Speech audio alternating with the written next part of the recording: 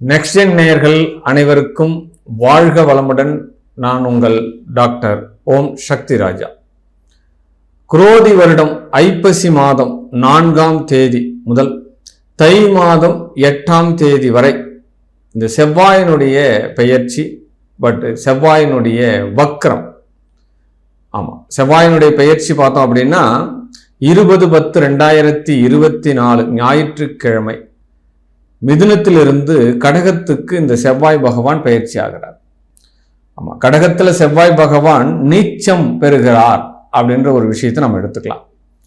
But இந்த கடகத்துல நீச்சம் பெற்றாலும் இந்த செவ்வாயானவர் 7/12/2024 முதல் 21/1/2025 வரை வக்ரமாகிறார். இந்த 2 விதமான பாவக பலன்களை இந்த செவ்வாய் இப்பொழுது வெளிப்படுத்துகிறார்.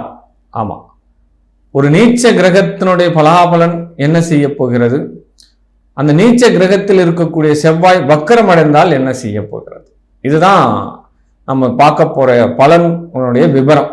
இதுதான் விஷயம். பட் இந்த செவ்வாய் பகவான் நீச்ச பார்வை, வக்ர பார்வை, 2 ஆப்ஷன்ல உங்களுக்கு பலன் கொடுக்க போறாங்க. முதல்ல ஏனைய கிரகங்களில் ஆற்றல் அதிகமான கிரகம் செவ்வாய் பகவான். அதீத வீரம், அதீத தைரியம், போர்க்களம், இரத்தக்காரகன் அப்படின்னு சொல்லக்கூடிய பாவக அமைப்பு. பட் இந்த செவ்வாய் நீச்சம் அடைகிறார் அப்படின்னா ஒரு வேகமாக செயல்படக்கூடிய ஒருத்தர் அமைதியா இருந்தா என்ன சூழ்நிலை உருவாகும்? எல்லாருக்குமே சந்தேகம் வந்துடாதா? ஒருத்தர் சரசரன்னு வேலை செஞ்சுட்டு இருக்காரு, வேகமா ஓடின்னு இருக்கார், டக்குன்னு ஒரு 10 நாள் ரெஸ்ட்ல இருக்கார் அப்படின்னா என்ன சொல்லுவோம்? என்ன சார் ஆச்சு? உடம்பு ஏதாவது ப்ராப்ளமா, இல்லை வேற ஏதாவது மனசு ப்ராப்ளமா, இல்லை நம்ம கேட்போம் இல்லையா? அந்த மாதிரி அதிவேகமான ஒரு கிரகம் இந்த செவ்வாய். அவரு ஏதோ ஒரு வேகத்தடை கொஞ்சம் வருது, கொஞ்சம் ஸ்லோ பண்றாங்க. பட் என்ன மாதிரியான பலன்கள் 12 ராசிக்கு நடக்க போகிறது அப்படின்ற ஒரு விஷயத்தை தாண்டி எந்த காரியங்களில் இந்த 12 ராசியினர் பாதுகாப்பாக இருக்கணும், எதனாலலாம் பிரச்சனை வரப்போகுது, பட் இந்த பிரச்சனையை பாதுகாத்துக்கிறதுக்கு உண்டான சூழல் உங்க ஜாதகத்துல இருக்கா, பட் உங்களுக்கு நடக்கக்கூடிய தசா புத்திகள் என்ன, அந்தர சூட்சமங்கள் என்ன, பட் இப்ப செவ்வாய்க்கும் ஏற்கனவே ஜனனகால இருக்கக்கூடிய செவ்வாய்க்கும் 6, 8, 12 ஏதாவது தொடர்பு இருக்கா அப்படின்ற ஒரு விவரத்தெல்லாம் தெரிஞ்சாதான் உங்களுடைய முழு பலனை நீங்க அறிஞ்சிக்க முடியும். பட் இந்த செவ்வாயினுடைய பயிற்சி காலபுருஷ தத்துவப்படி நம்ம சொல்லக்கூடிய இந்த பலனாகப்பட்டது ஒரு 65% உங்களுடைய ஜாதகத்துக்கு வேலை செய்யும். பட் மீதி இருக்கிற விஷயங்கள் எல்லாமே உங்களுடைய சுய ஜாதகத்தை தெரிஞ்சு முழு பலனை நீங்க தெரிஞ்சுக்கணும் அப்படின்னு நீங்க நினைக்கிறீங்க அப்படின்னா கீழே கொடுக்கப்பட்டுள்ள என்னுடைய வாட்ஸ்அப் குழுக்கு தனிப்பட்ட முறையில் மெசேஜ் அனுப்பி கட்டணம் செலுத்தி உங்களுடைய ஆரோஸ்கோப் நீங்க பார்த்துக்கலாம். ஒரு தெளிவான நிலை உங்களுக்கு கிடைக்கும். பட் இந்த செவ்வாயினுடைய சேட்டைகள் அதை பற்றி தான் நம்ம பார்க்க போகிறோம். ஏற்கனவே செவ்வாயினாலே ரொம்ப ரொம்ப கொஞ்சம் பயம்தான். ஆனால் செவ்வாய் வலுத்திருக்கிறவங்க பெரிய பெரிய சாதனைகள் படைக்கிறாங்க, பல வரலாறுகளில் இடம் பிடிக்கிறாங்க, பட் வீரதீர விளையாட்டுகளில் ஜெயிக்கிறாங்க. இப்போ செவ்வாய் நீச்சம் அடைகிறதுனால வரக்கூடிய இந்த பலன்களை நம்ம இப்போ பார்க்கலாம். எதிரிகள் கூட நன்றாக இருக்க வேண்டும் என்று நினைக்கக்கூடிய ராசி கன்னி ராசி அன்பர்களே, உங்களுடைய ராசிக்கு பார்த்தோம் அப்படின்னா இந்த செவ்வாய் பகவான் அஷ்டமாதிபதியாக வருகிறார். பட் உங்களுடைய வெற்றிக்குரியவனாகவும் வருகிறார். முயற்சி ஸ்தானாதிபதி, வீர தீரத்திற்குண்டான அதிபதி உங்களுடைய செவ்வாய் பகவான் நீச்சம் அடைகிறார். அதுவும் பார்த்தோம் அப்படின்னா லாபஸ்தானத்தில் நீச்சம் அடைகிறார். பட் அஷ்டமாதிபதி நீச்சம் அடைகிறார் அப்படின்ற ஒரு பாசிட்டிவ் நம்ம எடுத்துக்கிறதா, நம்மளுடைய வெற்றியாளன் நீச்சம் அடைகிறார், வக்கரம் அடைகிறார் அப்படின்ற மாதிரி ஒரு நெகட்டிவ் எடுத்துக்கிறதா, 2 விஷயங்கள்ல நம்மளுக்கு இப்போ ஒரு குழப்பங்கள் தெளிவாகும். பட் இந்த கன்னிராசிக்கு இந்த செவ்வாய் நீச்ச செவ்வாய், பட் வக்கர செவ்வாய் 94 நாட்கள் எந்தெந்த வகையில் நாம் பாதுகாப்பாக இருக்கணும், இதுதான் என்னுடைய கைட்னஸ். உங்களுக்கு எவ்வளவோ ஏற்றங்கள் சொல்லுவாங்க, ஆஹா ஓஹோ இப்படி இருக்கும் அப்படி இருக்கும், இதெல்லாம் வரும், இதெல்லாம் சாதிப்பீங்க அப்படின்லாம். இந்த வகையில் நீங்கள் பாதுகாப்பாக இருந்துக்குங்க அப்படின்ற ஒரு பாயிண்ட் ஆஃப் வியூ மட்டும்தான் நான் உங்களுக்கு சொல்லியிருக்கோம். நம்மளுடைய பார்வை மற்றவரை காட்டிலும் வித்தியாசமாக இருக்கும். இதுதான் உண்மை, இதுதான் ரிசல்ட்டு. நம்ம சொல்லக்கூடிய விஷயங்கள் உங்களுக்கு நடக்கலைன்றதை என்னுடைய கமெண்ட் பாக்ஸ் இந்த விஷயத்தில் நீங்கள் சொல்லுங்கள், ஓகேங்களா? பட் கன்னிராசிக்கு வரக்கூடிய பிரச்சனைகள், இந்த செவ்வாய் கொடுக்க போகக்கூடிய பிரச்சனைகள், முதல்ல குடும்பத்தில் தான் கை வைப்பார். ஒற்றுமை இன்மையை உருவாக்குவார். அப்போ தந்தை மகன், அப்போ பெண் தாய், இந்த மாதிரி குடும்ப உறவுகளில் ஏதோ ஒரு இடத்துல தடுமாற்றங்கள் வரத்தான் செய்கிறது. அப்போ விவாதங்கள், ஆர்குமெண்ட்கள் இதெல்லாம் கொடுக்க போகிறார். நாம் விட்டு கொடுத்து போகணும். பட் மௌனம் விரதம் தான் நல்லது. பட் யாராவது ஒருத்தவங்க அதிகமாக பேசுகிறாங்க அப்படின்னா நம்ம மௌனமாகி போகிறது, அப்புறமா அதை பார்த்துக்கலாம், விடு, எவ்வளோ நேரம் பேசுகிறாலோ பேசட்டும் அப்படின்ற மாதிரி யாராவது ஒருத்தர் இறங்கி போயிட்டு விட்டு கொடுங்க. இதிலிருந்து நீங்கள் பாதுகாப்பு பண்ணலாம். பட் வரக்கூடிய பொருளாதாரத்தினால சில சங்கடங்கள் வர செய்யும். பட் பணம் முடக்கம் ஏற்படும். ஒரு பெரிய ஃபண்டு, இந்த ஃபண்டு எனக்கு ரிலீஸ் ஆச்சுன்னா நான் பெரிய வெற்றி ஆகிடும்பா, எனக்கு இதெல்லாம் ரொம்ப ஸ்டாக்கிஸ்டாக இருக்குது, என் ஸ்டாக்கு விற்று போச்சுன்னா நல்லாயிருக்கும், இதெல்லாம் ஏதோ ஒரு இடத்த தேக்கமாக இருப்போம், தேங்கி நிற்கிற மாதிரி சூழ்நிலைகள் உருவாகும். ஆமாம். ரெண்டாவது விஷயம் என்னென்னா, இப்போ நீங்கள் முதல் முக்கியமாக கருத வேண்டியது கொடுக்கக்கூடிய வாக்கு.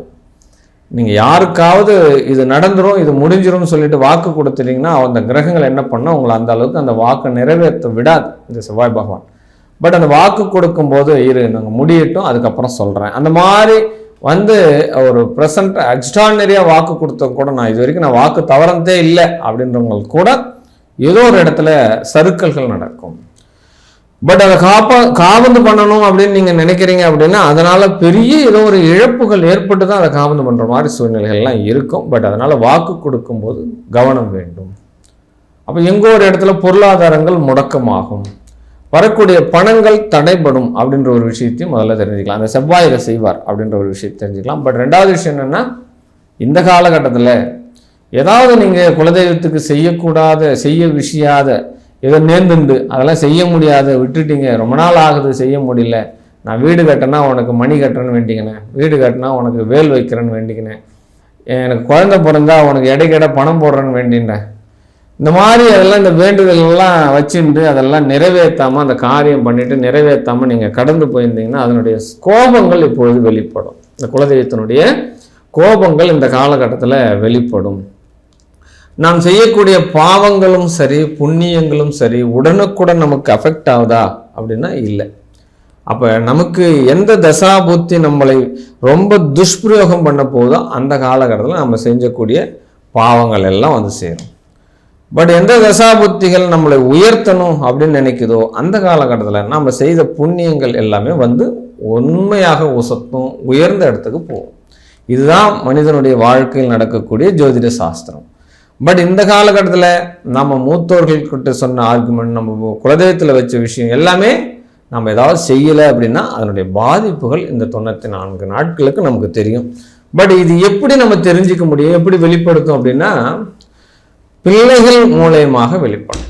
ஆமாம், பிள்ளைகள் நம்ம குடும்பத்துக்கு ஏதாவது ஒரு அசிங்கம் அவமானம் பட் பாதிப்பை தேடித்தரக்கூடிய சூழல் இந்த காலகட்டத்தில் நடக்கும். நம்மளுடைய குலத்தை இழிவுபடுத்தக்கூடிய செயல்கள்லாம் செய்வா அப்படின்ற மாதிரிலாம் சொல்கிறோம் இல்லையா, அந்த மாதிரி செயல்கள் ஏதாவது தன்னுடைய பிள்ளைகள் செய்வதற்குண்டான வாய்ப்புகள் இந்த காலகட்டத்தில் ஏற்படுத்திடும். இந்த கிரகங்கள் செய்யும் அப்படின்ற ஒரு விஷயத்தை எடுத்துக்கலாம்.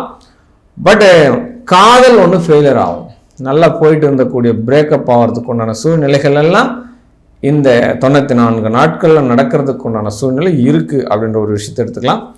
பட் இந்த காலகட்டத்தில் உடல் ரீதியான பிரச்சனைகள், ஆமாம் முதல்ல பிரச்சனை மனமா உடலா ரெண்டு விஷயம் எடுத்துட்டோம் அப்படின்னா மனம்தான் பிரச்சனை. மனம் சரி இருந்தால் உடல் சரியா இருக்கும். ஆனால் ரெண்டுமே சரி இருக்கணும். இதில் ஏதாவது ஒன்று சரி இருந்து சரியில்லைனா கூட நம்ம வாழ்க்கை என்பது கேள்விக்குறியாக சென்றுவிடும். அப்போ உடல் சார்ந்த நோய்கள் ஏற்கனவே இருக்குதுன்னா மருந்து மாத்திரைகளில் கவனம் வேண்டும். அப்போ ஏன்னா இந்த காலகட்டத்தில் நமக்கு மருத்துவ செலவுகள் வருவதற்கு உண்டான சூழல் நடக்கும். ஆமாம், இதெல்லாம் நடக்கும் அப்படின்னு சொல்லப்படுது. பட் இந்த காலகட்டத்திலாம் போய் நிலம் வாங்குறீங்க அப்படின்னா டாக்குமெண்ட்ஸ்லாம் சரியாக இருக்கா அப்படின்னு பார்த்து வாங்கிக்கணும். பட் டாக்குமெண்ட்டில் ஜாமீன் கொடுக்கறது, செக்கு கொடுக்கறதுல இதெல்லாம் பிரச்சனைகள் கொடுக்கறதுக்கு உண்டான சூழல்கள் கிடைக்கும் அப்படின்றதான் உண்மையான விஷயம். பட் கன்னி ராசிக்கு இந்த சந்திர பகவான் 2ஆம் பாவகமும் 5ஆம் பாவம் 6ஆம் பாவகத்தால் வரக்கூடிய பிரச்சனைகளை சந்தித்து தான் தீர வேண்டும் இந்த 90 நாட்களுக்கு. பட் இதனுடைய தாக்கத்திலிருந்து நம்ம பாதுகாக்கணும் அப்படின்னா நீங்கள் வணங்க வேண்டிய வழிபாடு என்ன அப்படின்னா ஸ்ரீ ராமனுடைய வழிபாடு, பகவான் ஸ்ரீ ராமனுடைய வழிபாடு. பட் அதை தாண்டி அனுமருடைய வழிபாடு.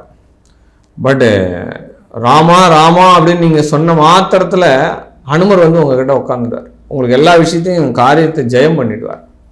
ஹரே ராம ஹரே கிருஷ்ண அப்படின்ற நாமும் உங்களுடைய மனதிற்குள்ள ரீங்காரமாக ஓடிண்டே இருக்க வேண்டும். ஒரு டேப் ரெக்கார்ட் போட்டு வச்சு அப்படி இருக்கும் சைலண்ட் மூடில். அப்போ உள்ளூர அது எப்பவுமே சொல்லிகிட்டே இருக்கிற மாதிரி ஒரு விஷயத்தை நீங்கள் கற்பனை பண்ணீங்க அப்படின்னா நீங்கள் இந்த செவ்வாயினுடைய தாக்கத்திலிருந்து வீரியத்திலிருந்து கொஞ்சம் பாதுகாக்கப்படலாம் அப்படின்ற ஒரு விஷயம். பரிகாரமே இதுதான்.